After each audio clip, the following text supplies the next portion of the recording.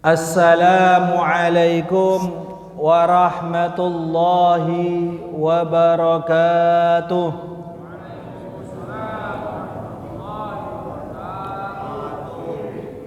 Bismillahirrahmanirrahim. Alhamdulillahi rabbil alamin. Al-malikil haqqil mubin.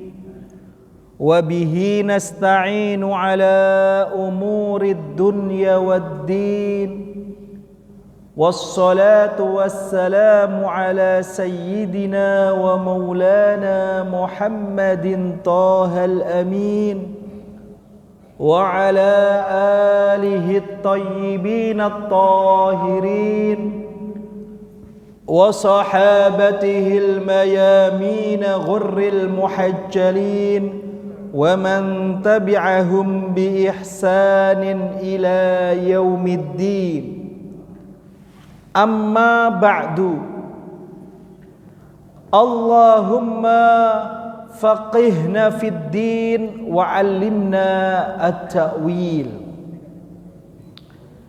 Bapak, Ibu jamaah sholat subuh yang dirahmati oleh Allah Subhanahu wa ta'ala. Hal yang paling dekat dengan kita adalah Al-Quran. Di rumah alhamdulillah ada mushaf Al-Quran. Di masjid sekali kita dekat dengan tiang, ketemulah mushaf Al-Quran. Apalagi di shop pertama itu Al-Qurannya berjejer. Jadi diharapkan saat niat i'tikaf di masjid langsung ketemu sahabat namanya Al-Quran. Hendaklah dibaca, jangan buat pajangan. Gitu ya. Baca Quran seayat dua ayat alhamdulillah. Syukur-syukur di sebelah ayatnya ada terjemah Al-Quran. Kadang juga ketika iman kita lagi tinggi, lagi semangatnya, itu tadi Ustadz baca ayat apa itu? Saya cek deh dalam Al-Quran. Dibukalah Al-Quran, dibukalah terjemah. Kok sepertinya kutipannya menarik nih. Mau tak bikin status di apa Pak? Statusnya Pak? Di WA. Kalau sebelum COVID itu di Facebook, di wall. Wall itu artinya dinding. Gitu. Jadi bikin status di dinding Facebook, di wall. Nah, lama-lama jadi prihatin, lama-lama jadi mengeluh. Jadilah wall atau dinding Facebook menjadi dinding ratapan. Dinding ratapan. Yang punya tradisi dinding ratapan itu Yahudi, Pak. Yaitu yang melakukannya di sebelahnya Masjid Al-Aqsa itu loh. Ada dinding yang di situ dia megang dinding ratapan.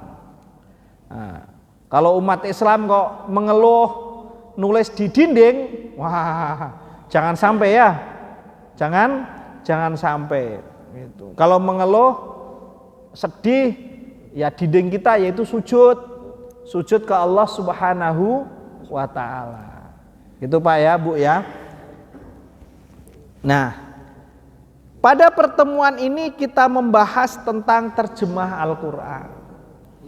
Terjemah itu begitu penting buat kita, khususnya bagi yang ibaratnya baru saja hijrah, baru saja taubat, ingin memperdalam Islam, maka yang pertama mereka ingin berdekatan dengan Al-Quran.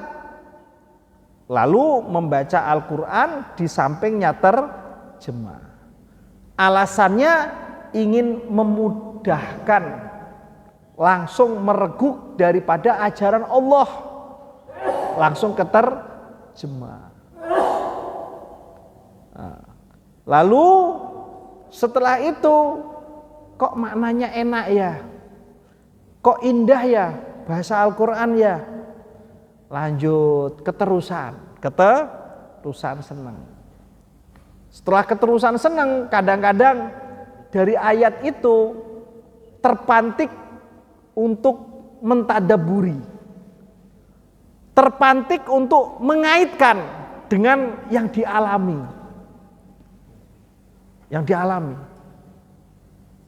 Misalnya dulu alhamdulillah sehat, karir naik, sekarang sudah nggak kuat lagi.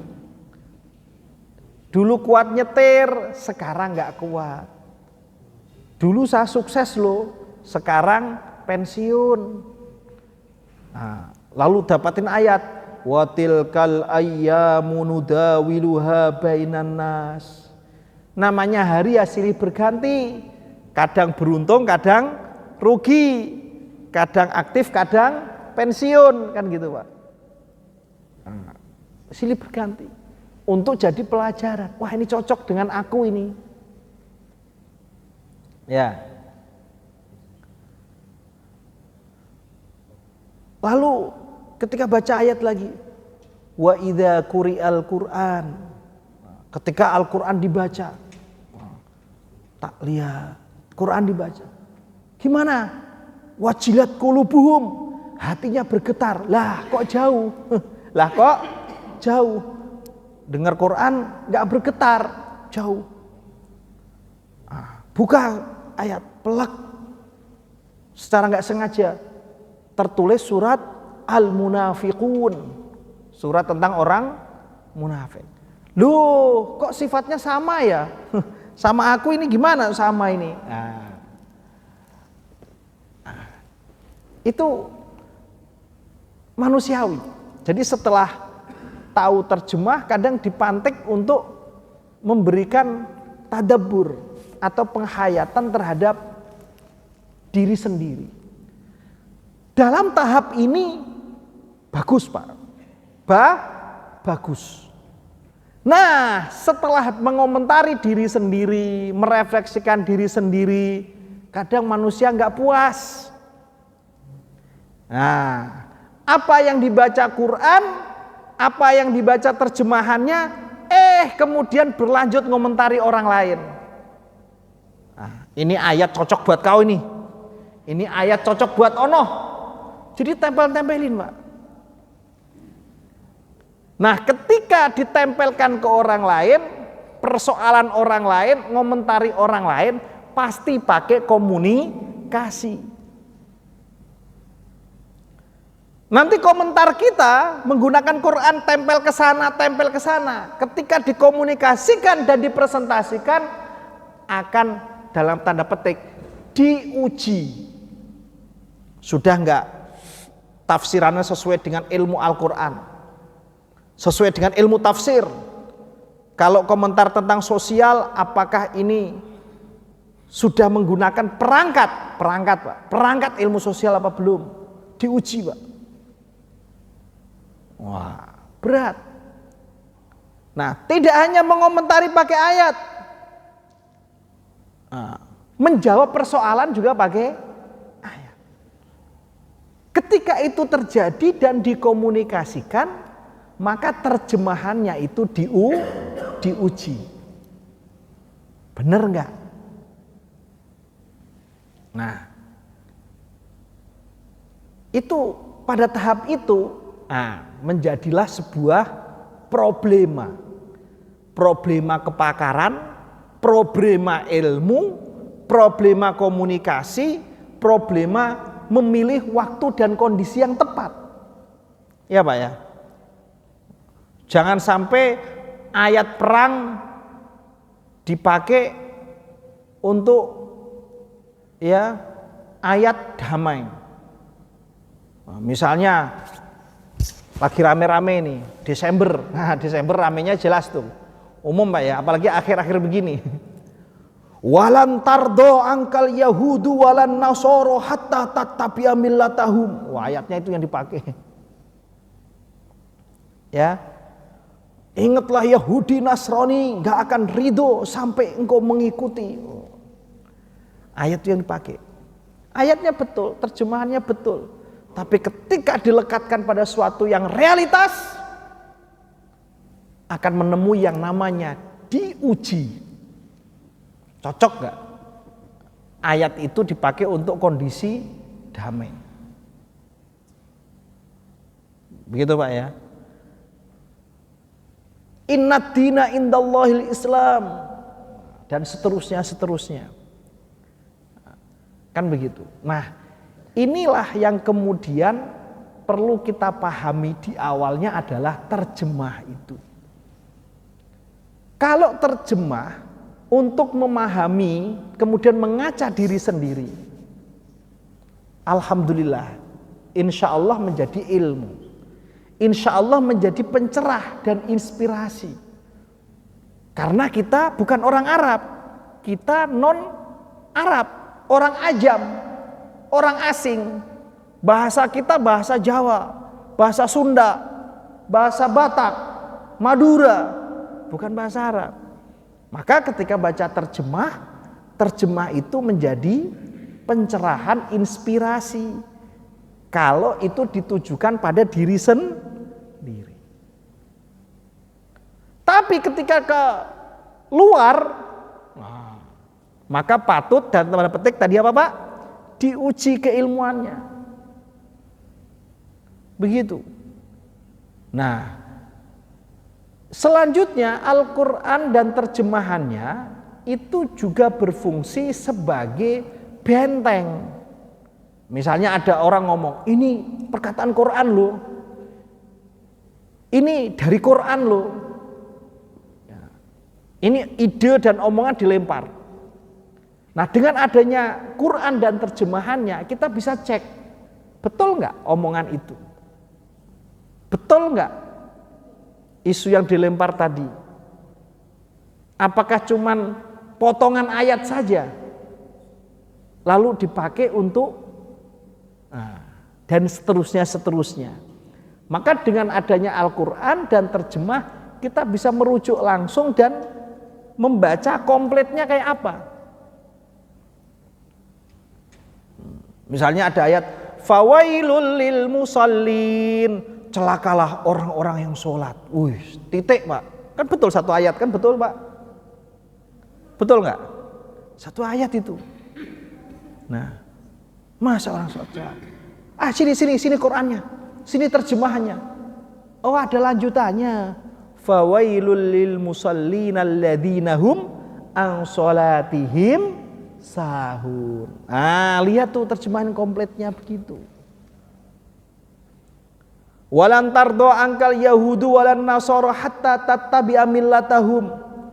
Yahudi Nasrani gak akan ridho, gak akan senang sama kalian sampai kalian mengikuti ajaran mereka. Ntar dulu, ini potongan ayat nih. Saya lihat deh mana Qurannya. Lihat ayat sebelumnya kayak apa terjemahannya. Ayat selanjutnya kayak apa terjemahannya. Ayat selanjutnya kayak apa. Ini kira-kira ceritanya gimana? Konteksnya apa? Paham Pak ya? Itu terjemah yang penting untuk kita paham. Untuk ngecek dan recheck.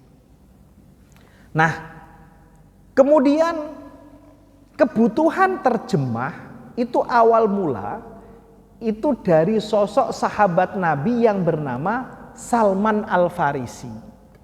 Sepeninggal Rasulullah Shallallahu Alaihi Wasallam, umumnya sahabat itu melakukan apa? Hijrah atau pindah, trans.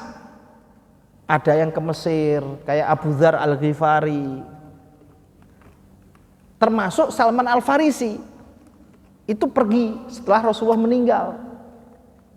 Nah, Salman Al-Farisi ini itu bertemu dengan kaumnya, yaitu orang-orang Persia. Nah, ketika ketemu, ya namanya sahabat Nabi, cinta sama Nabi, maka ketika ketemu seseorang yang diajarkan adalah pesan-pesan dan ajaran Nabi. Nah, di situ dikisahkan Salman Al-Farisi itu mengajarkan surah Al-Fatihah berikut terjemahannya. Nah, tetapi ini atas permintaan orang-orang Persia saat itu. Jadi awal mula terjemahan itu bukan inisiatif, tetapi permintaan. Kenapa minta? Kok sepertinya indah ya? Saya pengen tahu, saya pengen tahu. Maka baru muncul terjemahan. Itu awalnya begitu. Ya. Nah, kemudian model terjemahan juga ketika kekhalifahan Bani Umayyah, Abbasiyah dan seterusnya itu juga memproduk terjemahan. Cuman ya untuk bentuk terjemahan ke bahasa asingnya ini dalam bentuk manuskrip atau teksnya saya belum dapat teksnya. Itu manuskrip. Nah, ketika kekhalifahan Bani Umayyah jilid kedua, di mana Islam sampai ke Eropa, ke Andalusia, Spanyol, Granada, dan seterusnya, itu kedengaran sampai gereja di Prancis tentang ada namanya agama Islam. Dan dia berkuasa di semenanjung Iberia atau Andalusia. Nah, di situ ternyata pada tahun 1143 itu sudah mulai muncul inisiatif terjemahan. Tapi penerjemahannya ini muncul dari agama lain. Ya. Di situ ada namanya Petrus Agung atau sebutannya Peter the Venerable dari Prancis, dari gereja. Kemudian dengan beberapa kawan yang bernama Robertus, kemudian Hermanus atau Herman Karentia itu juga berkongsi untuk membuat terjemahan. Nah, akhirnya terjemahan itu ada teks manuskripnya. Lex Muhammad Pseudo Prophecy. Itu tentang ajaran Muhammad, yaitu maksudnya Al-Quran. Nah, itu terjemahan. Lalu dilanjutkan oleh pastor Italia. Kalau yang pertama tadi murni terjemahan saja. Nah, pada fase berikutnya itu terjemahan diikuti teksnya. Jadi teksnya tertulis, bawahnya terjemahan. Yaitu Louis Maraghi di abad ke-17. Itu menerjemahkan Al-Quran ke bahasa Latin. Yaitu ada Quran kemudian terjemahan. Di Indonesia pertama kali muncul itu adalah karya Syekh Abdul Rauf As-Singkili. Judulnya Turjumanul Mustafid. Itu ulama abad ke-17 Masehi. Terjemahan. Baru awal ada itu di Indonesia. Nah, fenomena terjemahan ini kemudian ternyata tidak hanya dimonopoli orang Islam. Ternyata non-Muslim juga melakukan terjemahan. Akhirnya saling terjadi yang namanya tukar ilmu. Terjemahan non-Muslim sampai ke pembaca Islam, terjemahan Islam sampai pula ke pembaca non-Muslim. Terjemahan itu. Nah, ketika terjadi maka muncul yang namanya problema. Ulama-ulama Islam yang belajar tafsir, belajar ilmu Al-Quran, ilmu tafsir dan seterusnya, itu merasa bahwa terjemahan yang ada itu ternyata banyak problemnya. ada semangat untuk mencintai Quran, tetapi nggak pakai ilmu. Akhirnya terjemahannya ya begitu, problem. Ada yang ingin mengetahui Islam, menerjemahkan Islam hanya dasarnya untuk menjelek-jelekan Islam supaya nggak diikuti oleh orang lain. Ada model begitu juga terjemahannya. Nah, akhirnya ketika itu terjadi, muncul pertanyaan, wahai ulama, hukum terjemahan apa? Hukum terjemahan apa? Nah, disinilah terjadi perdebatan ulama atau khilaf tentang hukum terjemah. Paham Pak ya? Ada yang bilang haram, tidak boleh, itu menjadi tandingan buat Quran. Wah. Ada yang bilang, oh terjemahan itu harus. Gimana Islam bisa diketahui orang kalau nggak pakai terjemahan? Nah, gimana ini hukumnya? Terjadi perdebatan. Nah, dari perdebatan yang ada tadi, kemudian ulama membuat klasifikasi. Nah, itu hebatnya ulama gitu Pak. Beda dengan kita. Kalau kita kan, hukumnya haram, ada yang bilang halal. Sudah, ya sudah gitu doang. Imam ini ngomong begini, imam ini ngomong begini, ya sudah. Selesai. Itu kalau kita begitu. Kalau ulama enggak. Ketika terjadi demikian, selanjutnya gimana? Selanjutnya bagaimana? Itu ulama. Itu. Kalau hanya sekedar begitu ya nanya AI udah cukup. Ulama ini ngomong begini, yang ini ngomong begini, udah selesai. Tapi ulama enggak begitu. Selanjutnya bagaimana? Nah, akhirnya ulama itu mengklasifikasi. Saya sebut singkat-singkat saja ya. Terjemah itu setidaknya memiliki 3 definisi. Definisi itu ada 2, ada definisi abstrak. Ada yang namanya definisi berdasarkan realitas. Nah, dua-duanya itu digabung. Akhirnya ketika digabung, maka muncullah definisi terjemah. Terjemah Al-Quran itu ada yang maknanya tablighu al-fadhihi. Itu nama terjemah. Terjemah itu adalah menghujamkan, menyampaikan. Itu makna bahasa terjemah itu aslinya. Menyampaikan. Ketika orang menyampaikan sebuah teks kepada orang lain, lalu orang itu mengerti, senang, mendapatkan pesannya, maka itu sudah terjemah namanya. Nah, ketika terjemah dalam pengertian ini, maka terjemahan itu hukumnya boleh. Hukumnya oke. Ya. Karena apa? Karena ya tugasnya itu adalah at-tabyin, mubasysyirina wa mundzirin. Tugas para rasul, tugas ulama itu ya meneruskan ajaran para rasul, para nabi. Tugas ulama menjelaskan isi Al-Quran. Litubayyiru linnas, menjelaskan kepada manusia. Nah, kalau mananya ini maka oke, boleh. Yang kedua, terjemah itu maknanya adalah memberi penjelasan. Qurannya bahasa Arab, maka terjemahannya itu bahasa Arab.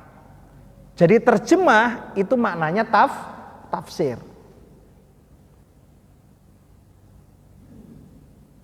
Ya. Mana tafsir?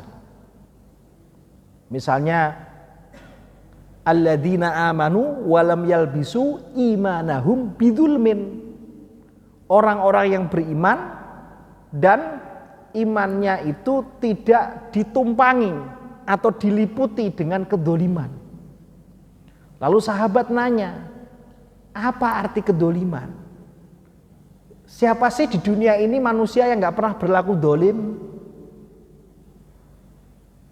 Makna dolim itu apa? Lalu Nabi mengatakan, bidzulmin ay bisyirkin, liqaulihi tabaraka wa ta'ala, inna syirka la dzulmun azim. Kata dolim di situ artinya itu adalah kesyirikan. Orang yang beriman jangan sampai diliputi, ditumpangi, dimasuki yang namanya kesyirikan. Itu maksud kata dolim di situ. Jadi adzulmu maknahu asyirku. Karena sesuai dengan firman Allah, inna syirka la dzulmun azim. Sesungguhnya kesyirikan itu adalah kedoliman yang besar, yang agung. Nah, itu artinya terjemah Quran itu maksudnya menafsirkan dengan kata yang lain.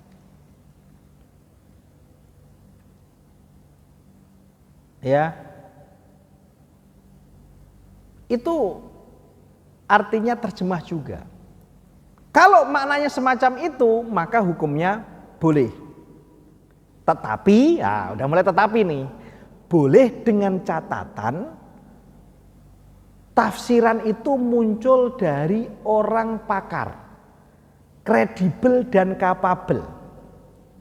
Kredibel dalam pengertian dia memiliki pemahaman tentang bahasa Arabnya oke, ilmu Al-Qur'annya oke, ilmu tafsirnya oke, ilmu balagohnya oke, ilmu sastra Arabnya oke. Ya, itu kapabel, kredibel. Nah, kredibel itu terkait dengan integritas. Gimana dia sebagai seorang pakarnya itu? Pernah bohong enggak? Menyalahi sopan santun umum enggak? Muruahnya gimana? Dia sebagai hamilul Quran, hafidul Quran wa hamilul Quran, hafal Quran dan hafid Al-Quran, membawa Quran, itu gimana etikanya? Cocok enggak dengan Qurannya? Mulutnya sering baca Quran, bagaimana kalau lagi ngomong? Mencerminkan Quran enggak? Nah, itu catatannya. Baru muncul hukum boleh. Oh, oke. Paham Pak ya? Nah, yang ketiga, nah ini makna terjemah.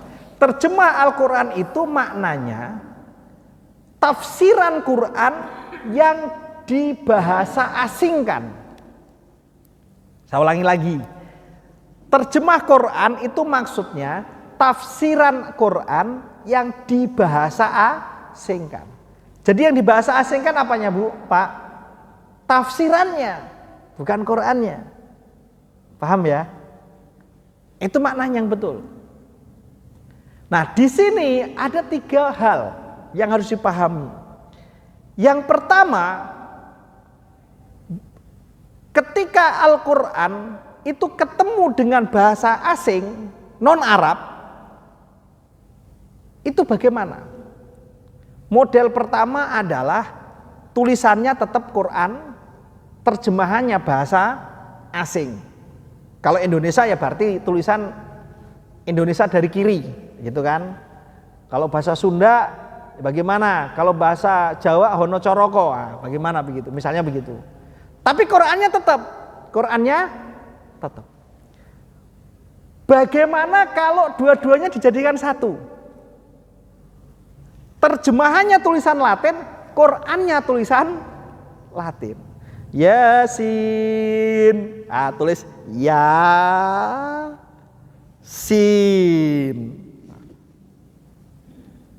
Ada Pak?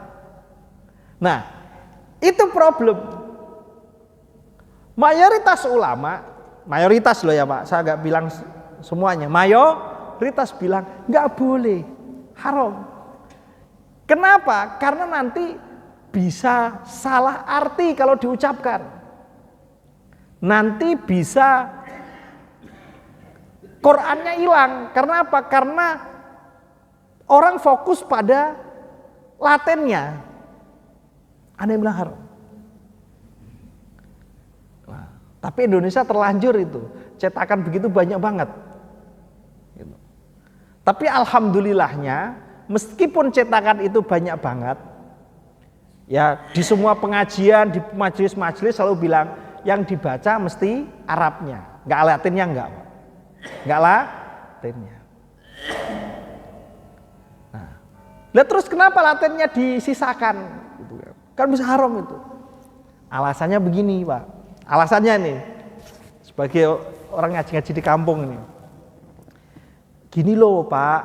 Kalau pas orang kematian, pengajian, itu yang hadir itu kan kadang ya mu'alaf, ada yang Islam baru, ada yang ini. Nah, ketika baca bareng-bareng, sementara dia nggak bisa baca, kan diem, Pak.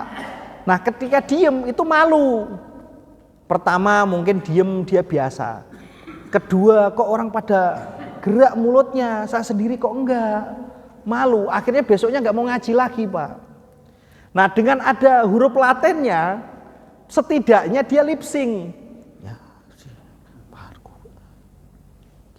gitu.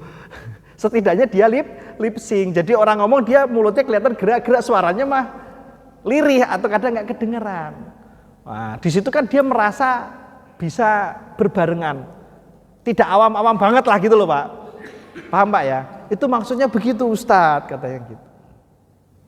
Nah, akhirnya gimana? Tapi jelas di mana-mana para ustadznya pasti bilang yang dibaca Arabnya. Gitu loh, Pak. Bisa dimengerti, Pak? Nah, tapi secara hukum ulama, fatwa ulama, ditulis Latinnya itu enggak boleh. Karena tadi bisa menyalahi bacaan Quran. Alladzina, enak Pak baca Quran. Tapi kalau tulis Latin, alat zina gitu. Alat terus zina. Coba baca tulisan. Alladzina menjadi alat zina. Problem masalah. Maka oleh ulama enggak boleh. Paham Pak ya sampai sini ya? Tapi ada satu kebutuhan tadi, karena orang kita umum ya, orang ngaji mungkin baru pensiun, nggak kenal agama, nggak kenal ini, pengen ikut-ikutan ngaji, alhamdulillah. Nah sampai situ kan kalau dia nggak baca sendiri kok sepertinya dalam tanda petik kebuli gitu loh, dibully secara aksi gitu kan. Yang lain pada baca kenceng-kencengan, fasih-fasihan, dia nggak bisa baca sendiri, gimana ini? Nah dengan ada Latinnya, setidaknya ada lip sync.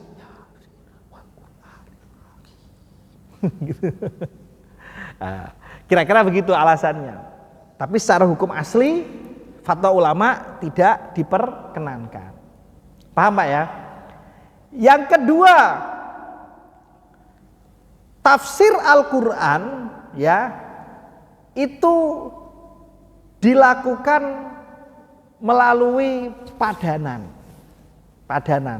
Tapi padanannya itu ya padanan tadi bahasa misalkan bidulmin artinya syirik gitu ya.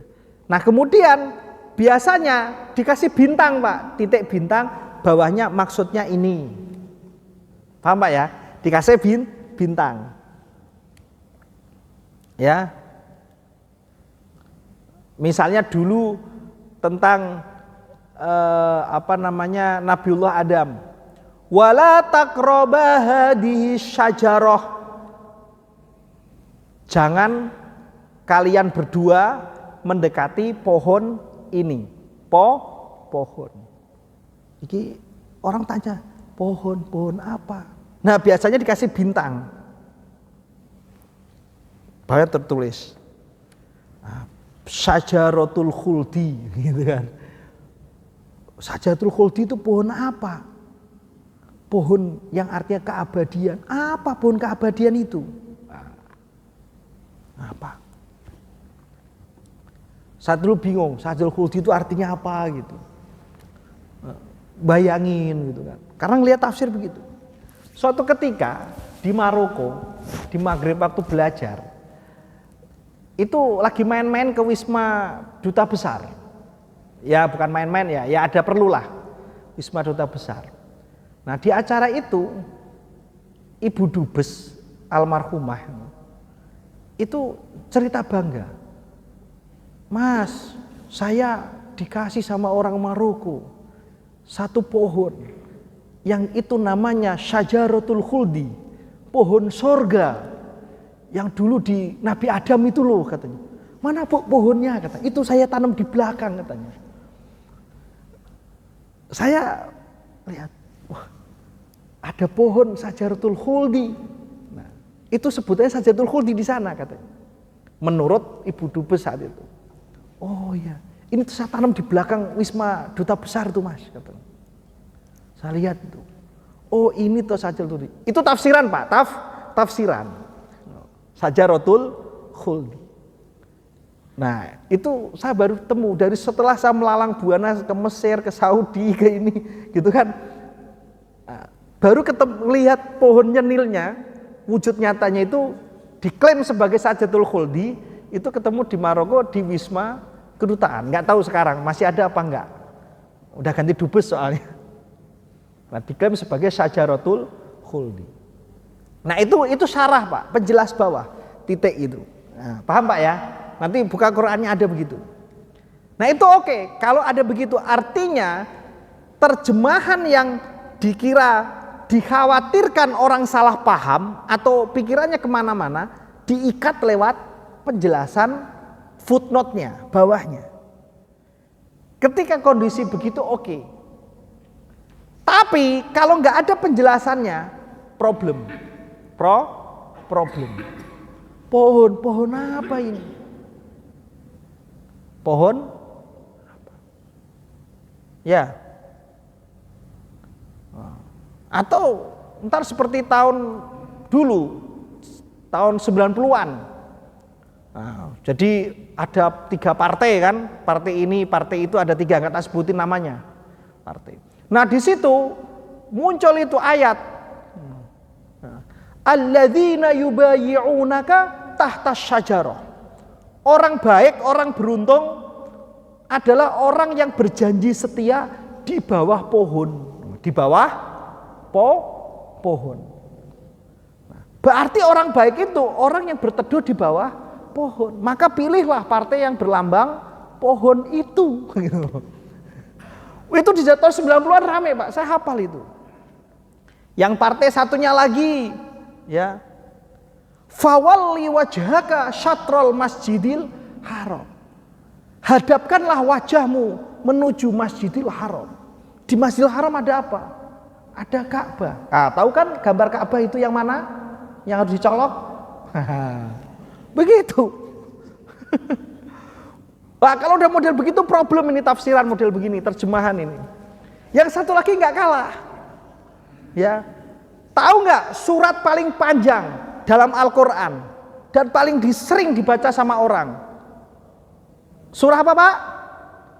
Al-Baqarah. Al-Baqarah tahu kan? Lambang kemana? Arahnya yang mirip-mirip. Wah itu problem, itu terjemahan begitu problem. Nah kalau sudah begitu ini, makanya ketika terjemahan itu dipresentasikan ke publik, siap diuji. Siap diuji. Nah, yang ketiga adalah terjemah itu harus diyakini sebagai tafsiran, bukan Quran. Qurannya suci. Terjemah itu tafsiran. Paham nggak Pak? Berarti di situ dipisah.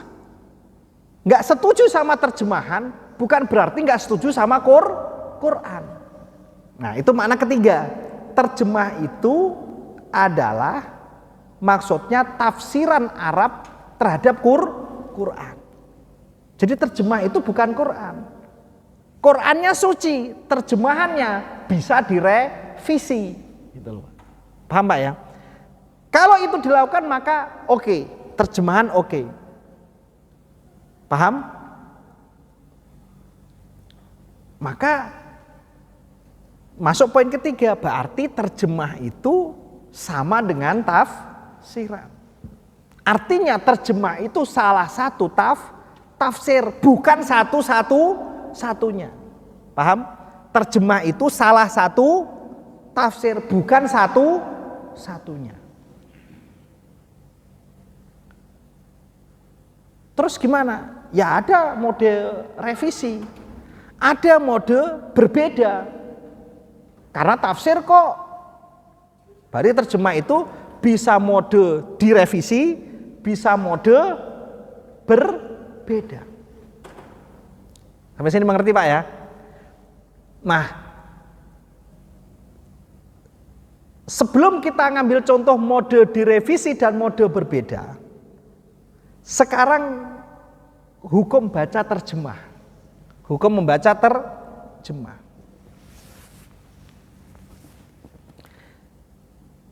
Yang pertama adalah kalau baca Quran harus bilisanin Arabi.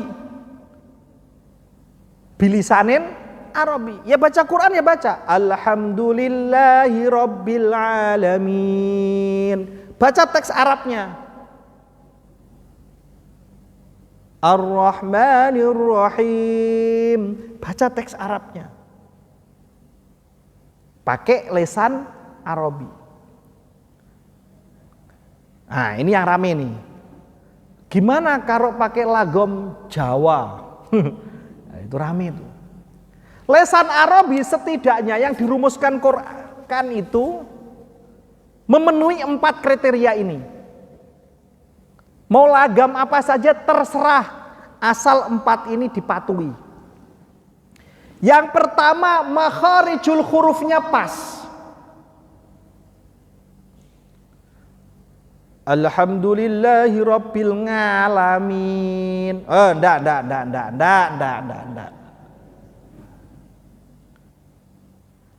A'udzubillah. Ndak. Makharijul hurufnya harus pas. Paham? Yang kedua, ahkamut tajwid. Hukum-hukum tajwidnya itu konsisten. Nah, presisi bahasa orang sekarang begitu. Presisi tajwidnya. Ya. Kalau misalnya mat aridli sukunnya itu 6 harokat, ya 6 harokat semua. Alhamdulillahi Rabbil Alamin Ar-Rahmanir Rahim. 6 harokat semua. Konsisten, jadi orang enak. Oh, bacaannya adalah qiraah Hafiz an Asim. Qiraah Hafiz an Asim gimana? Maliki yaumiddin. Manya panjang, karena itu mat tabi'i menurut Imam Hafiz an Asim. Ya. Kalau di Indonesia begitu. Kalau di Maroko misalnya ya pakai qiraah ya lain. Mahnya pendek, enggak pakai mat tabi'i. Ya. Maliki yaumiddin misalnya. Nah, satu pakai mat tabi'i, satu enggak. Nah, ini konsisten. Tajwidnya itu mesti presisi bahasanya. Paham Pak ya? Yang ketiga, ya. Pertama tadi apa? Makharijul hurufnya pas, ilmu tajwidnya presisi, tepat dan jelas kaidahnya. Yang ketiga, menggunakan adab hamalatil Quran sesuai etika baca Quran. Ada kitab khusus tentang etika baca Quran. Lagunya ahli maksiat ya jangan dipakai buat nanggom Quran. Lagunya ahli maksiat, gak pantas. Ya Pak ya, lagunya ahli maksiat, lagunya orang-orang yang dipakai agama lain misalnya, ya jangan dipakai buat ngaji Quran lagomnya. Itu namanya adab, itu namanya adab. Yang keempat, gak boleh takaluf. Takaluf itu ngepasin not. Ngepasin not ngerti ya Pak ya? Jadi supaya notnya biar nadanya mendayunya enak, ngepasin notnya. Sehingga nerapas makhorijul huruf, nerapas tajwid. Tidak boleh, namanya takalluf. Misalnya baca Fatihah pakai lagu, misalnya eslilin macece, misalnya gitu kan, pakai lagunya pakai Al-Fatihah. Nah, untuk ngepasin not eslilin macece tadi, gitu kan, misalnya, itu dipaksa-paksa notnya sehingga tajwid sama makhorijul hurufnya lewat. Tidak boleh. Jadi kalau 4 ini bisa, wes terserah mau pakai lagu apa aja. Di seluruh dunia bebas. 4 ini jangan sampai hilang. Pertama, makharijul huruf, ilmu tajwidnya jelas, clear, kitabnya apa, qiraahnya jelas yang dipakai.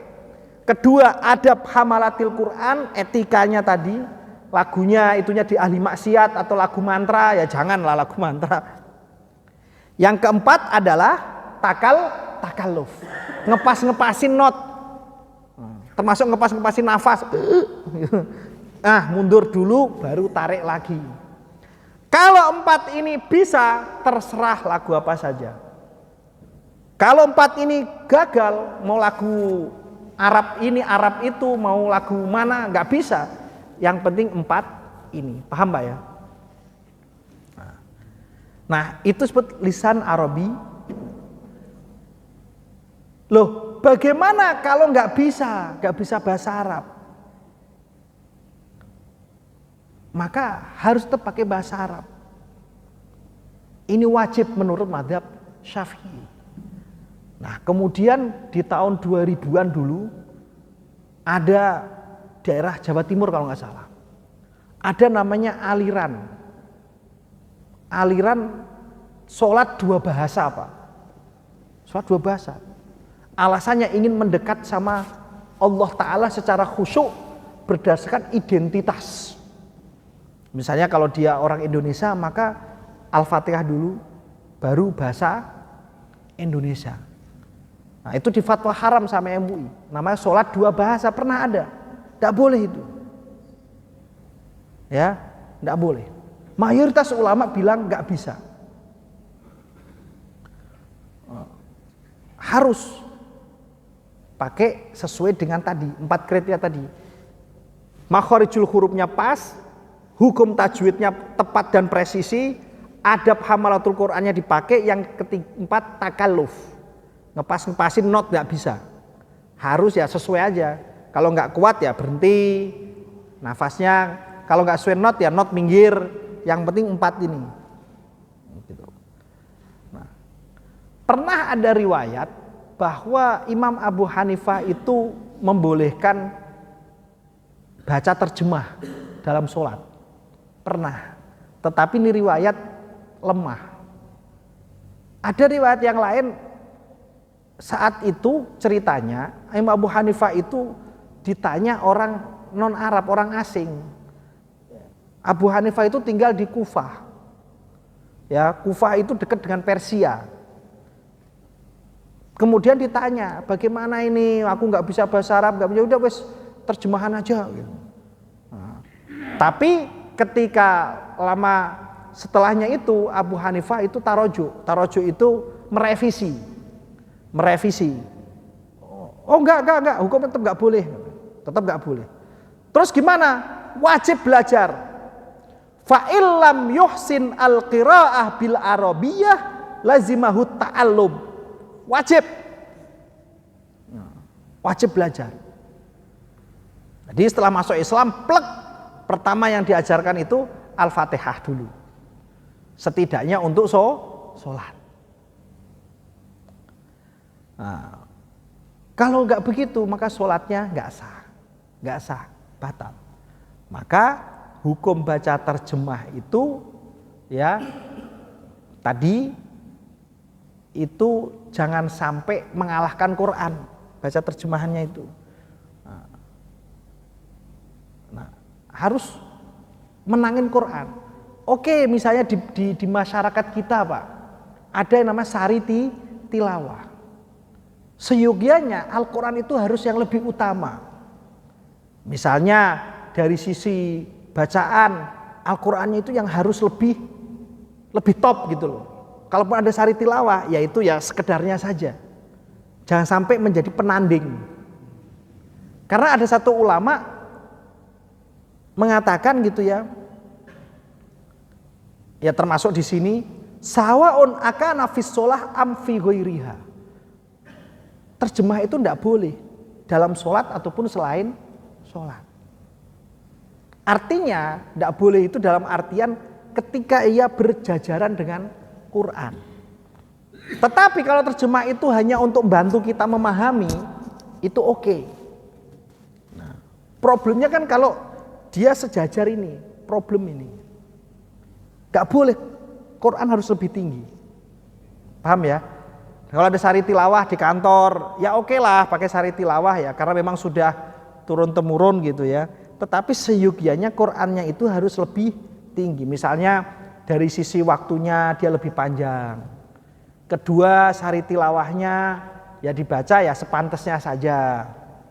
Gitu kan. Enggak sampai misalnya sampai model misalnya Qurannya dibaca model Bayati, Husaini 1, Husaini 2 yang keren-keren gitu ya. Maka sari tilawahnya dibaca seperti baca puisi yang lebih keren lagi, ya janganlah. Harus agak turun sedikit atau turunkan. Quran harus tinggi. Gitu Pak ya. Nah itu tentang hukum baca terjemah. Gak boleh dalam sholat, dalam ibadah, gitu ya. Bahkan madhab yang lain itu termasuk sholat itu gak boleh pakai terjemahan. Allahu Akbar diterjemahkan. Allah Maha Besar. Nah orang dengar ini lagi sholat apa lagi baca puisi ini? Enggak, tetap harus bahasa Arab. Selanjutnya, terjemah itu bisa direvisi. Nah, bisa direvisi. Ini contohnya Pak, sambil contoh, ini contoh salah satunya. Misalnya di surah Yusuf ayat 23. Pada teks yang berbunyi warawadathu allati huwa fi baitiha an nafsihi. Dan wanita warawadathu dia wanita maksudnya, dan wanita yang Yusuf tinggal di rumahnya menggoda Yusuf untuk menundukkan dirinya kepadanya. Ya. Dalam versi Saudi Arabia ditulis dalam terjemahan itu kata wanita itu ditulis kata zalikha. Paham ya? Bukan wanita. Warawadathu dia maksudnya wanita. Nah, di terjemahan tertulis wanita lalu dikurungnya zalikha. Gitu Pak ya. Tetapi versi Saudi dan zalikha yang Yusuf tinggal di rumahnya, gitu Pak. Itu versi Saudi. Lalu Al-Quran dan terjemahnya versi Kemenak edisi 2024, nama zalikha itu sudah tidak ada. Karena hal itu dinilai sebagai kekeliruan. Sementara sebelum direvisi pada edisi 2004, kata zalikha masih disebutkan. Ada revisi di sini Pak. Kenapa? Nah, saya masih ingat itu ceritanya. Jadi nama zalikha ini itu berdasar dari riwayat. Nah riwayat ini itu setelah dikaji secara ilmu hadis, itu ternyata riwayatnya problematik. Maka sebaiknya ditulis apa adanya di Quran. Imro'atu aziz. Ya wes, wanitanya Aziz. Si Aziz itu pejabat, gitu loh. Istri pejabat. Nah, namanya siapa? Ya belajar lagi, tafsir kayak apa gitu ya.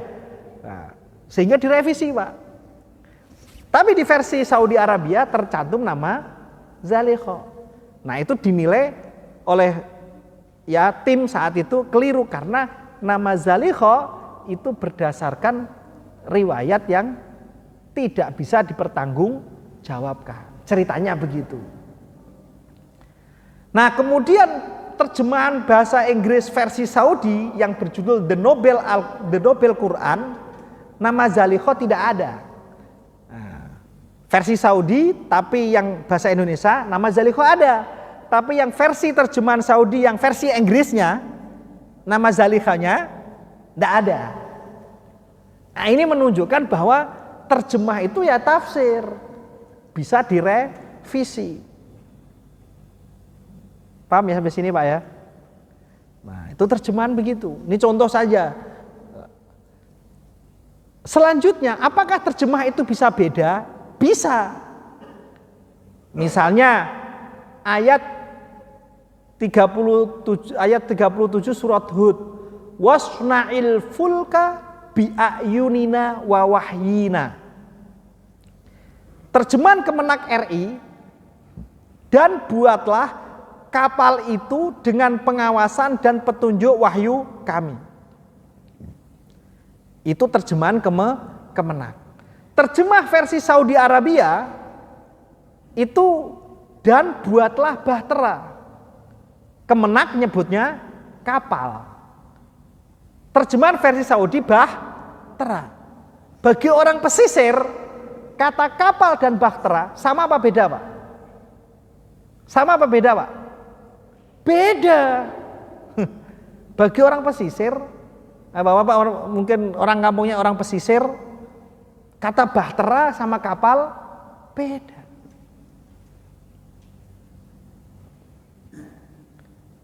Betul Pak ya? Beda. Nah ini di Kemenak tertulis kapal. Terjemahan Indonesia versi Saudi ditulis bahtera. Ini masih satu teks Pak. Belum satu ayat komplit ini, tapi satu teks ini. Ambil contoh. Tidak hanya itu. Nah, wasna'il fulka bi'ayunina wa wahyina. Bi'ayunina. Ayun itu bentuk jamak dari kata ainun. Artinya apa? Nah, kalau terjemahan Saudi bahasa Indonesia, tapi terbitan Saudi, itu ayunina itu diartikan pengawasan. Ya, ainun artinya meripat, mata. Tetapi maksudnya itu pengawasan.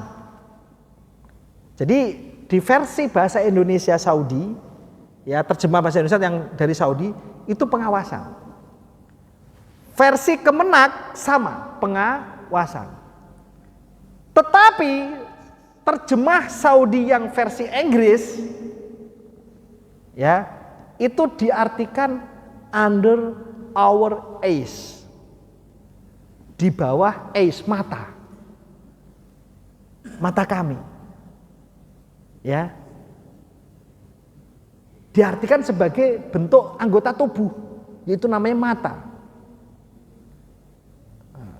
Kalau sebelumnya kan tadi diartikan sebagai pengawasan. Pengawasan itu kan aktivitasnya, sifatnya. Nah ini beda. Bisa beda. Nah oleh karena itu maka terjemah itu tidak bisa berdiri sendiri Pak, Bu.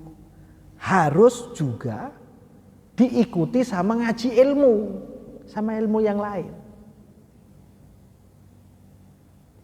Lalu muncul under our eyes, di bawah mata-mata kami. Wih, mata. Indonesia aja, kata mata sama mata-mata itu beda. Kata mata sama mata-mata beda. Nah, disinilah pentingnya pemahaman bahwa satu, terjemah itu tafsir. Tafsir itu bisa direvisi, tafsir itu bisa beda, bahkan tafsir itu bisa diperdebatkan, bisa dikoreksi orang. Majelis Mujahidin pernah mengoreksi tafsir Kemenak, datang ke Lajnah, datang Pak, mengoreksi. Itu bagus, itu namanya keterlibatan publik.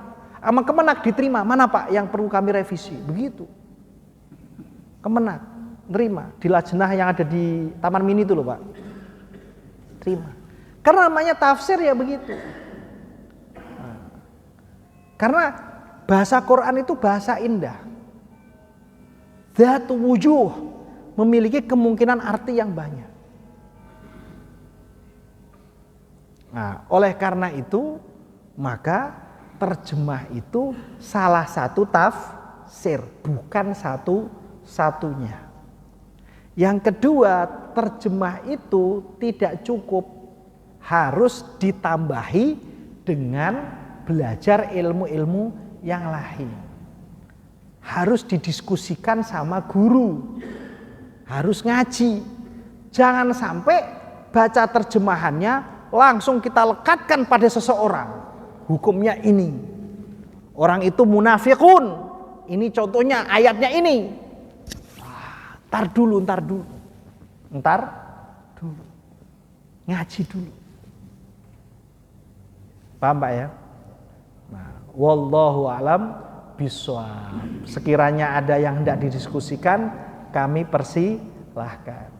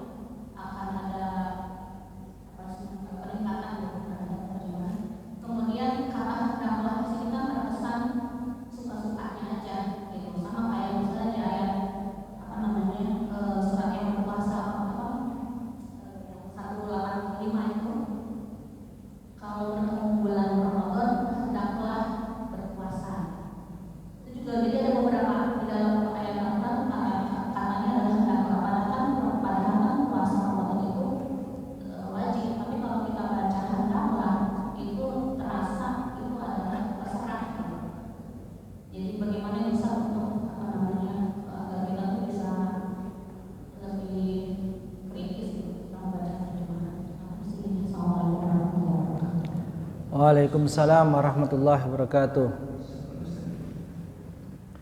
Ya, betul Ibu. Jadi memang terjemahan ini itu mau sampai kapan akan terjadi revisi? Ya akan seterusnya karena dia salah satu tafsir.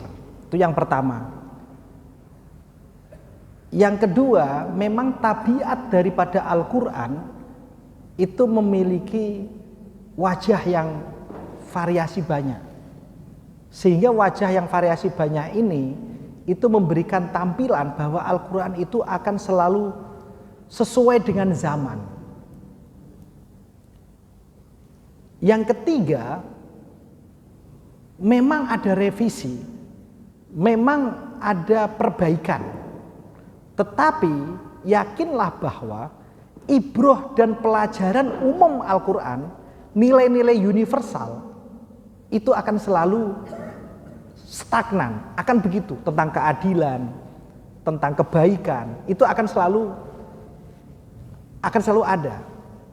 Jadi ibaratnya itu kalaupun revisi, dia revisi untuk hal teknis menyesuaikan ilmu. Maka betul kata Ibu tadi, harus ada pembelajaran. Dan pembelajaran ini itu tidak bisa berhenti. Ya.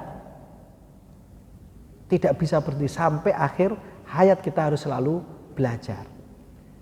Yang kedua adalah cek dan recheck. Karena salah satu ilmu itu harus cek dan recheck. Harus mudzakarah dan mudarosah. Rasulullah Shallallahu Alaihi Wasallam setiap Ramadan itu mesti ketemu Jibril. Padahal Nabi sudah hafal Quran loh. Masih ketemu Jibril di Ramadan itu, yaitu untuk mudarosah. Mudarosah itu bahasa gampang kita itu cek dan recheck. Begitu. Nah, betul perempuan yang yatarabbasna bi anfusihinna salasata quru', perempuan yang wanita yang sehat yang masih bisa haid, tidak menopause, itu masa iddah, masa menunggunya itu 3 kali suci atau 3 kali haid. Nah, jadi yang quru itu ada 2 makna, at-tuhur suci atau 2 haid. Begitu. Nah, menunggu di sana itu dalam artian dalam fikih disebut bab iddah. Bab iddah. Nah, di bab iddah tadi itu seyogyanya wanita dalam kondisi betul-betul menghargai kepergian suami. Ya, setidaknya sopan santunnya jangan berdandan berlebihan. Ya, kalau berdandan atau apa yang sepantasnya lah, mau masa ketemu orang harus kucel kan nggak mungkin lah, sepantasnya. Misalnya begitu. Ada namanya masa iddah. Yang kedua tentang bulan puasa. Kalau di Quran, Bu, ini sedikit koreksi. Wa yas'alunaka 'anil ahillah qul hiya mawaqitu linnas.